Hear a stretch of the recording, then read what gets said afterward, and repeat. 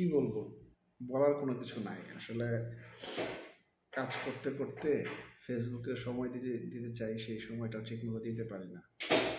পাশাপাশি হচ্ছে সৌদি প্রবাসীদের জন্য প্রতিনিয়ত যে পরিমাণ আপডেট আসে, এই আপডেটগুলো খুঁজতে খুঁজতে আমাদের সময় চলে যায়। ভিডিও কখন বানাবো, প্রবাসে থাকি, প্রবাসে কাজ করি, চেষ্টা করি যে একটা ভালো ইনফরমেশন শেয়ার করার জন্য, যাতে করে নতুন নতুন যারা প্রবাসে আসতে চান বা এই স্বপ্নের পালে যারা যুক্ত হতে চান, অবশ্যই ওয়েলকাম।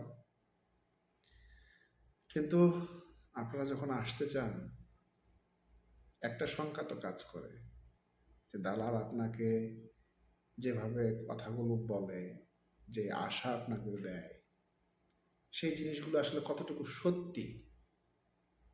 আপনি এখানে এসে আপনার স্বপ্ন কতটুকু বাস্তবে রূপ দিতে পারবেন, কতটুকু পরিশ্রম করে আপনি আপনার পরিবারকে একটা সর্বোচ্চ স্থানে নিয়ে যেতে পারবেন, কতটুকু ধৈর্য ধরতে পারবেন, কত রাত আপনি লাইট বন্ধ করে কাঁদতে পারবেন, কতদিন আপনি ভালো খাবার না খেয়েও ভালো খাবার খেয়েছি বলে এই কথাগুলো বলে আপনি অভিনয় করতে পারবেন।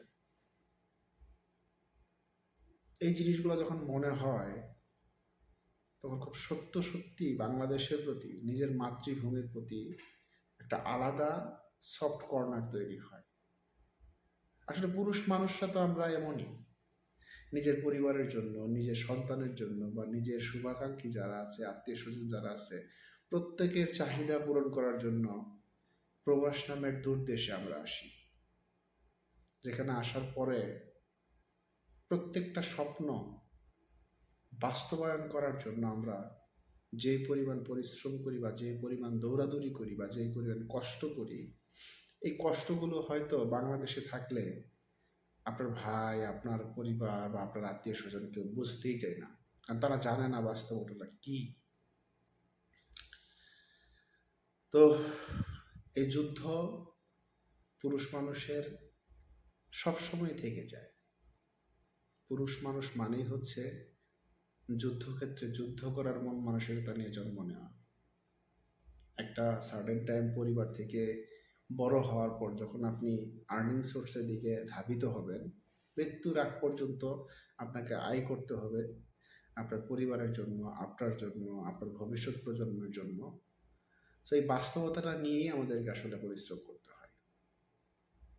তাই আমি যেটা বলতে চাই, আপনি যেখানেই থাকুন না কেন, যেই দেশেই থাকুন না কেন, আপনি যদি সৎ থাকেন, আপনি যদি আপনার কর্মে লিপ্ত থাকেন, আপনি যদি কোম্পানির ভালোর চিন্তা করেন, অবশ্যই আপনি সাকসেস হতে পারবেন।